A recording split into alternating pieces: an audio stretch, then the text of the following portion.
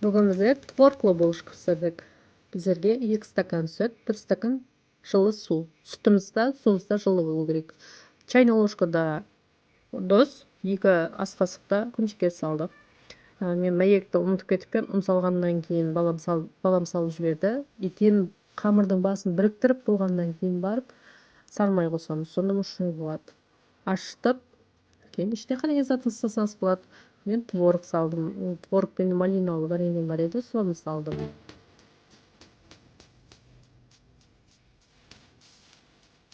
Қамырды дуалалап болып бойын алдырып, кейін жайып, ішіне творогын вареньесін салып болып орап, кейін және бойын алдырып қойып, кейін пісіруіміз керек, сонда мушный болады.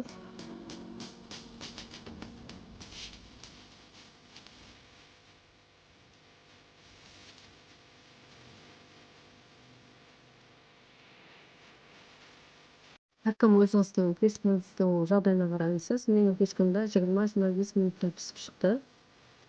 Расын айтайын, балаларым бір отырғанда жеп тастады. Өзі 2 иш шығып еді.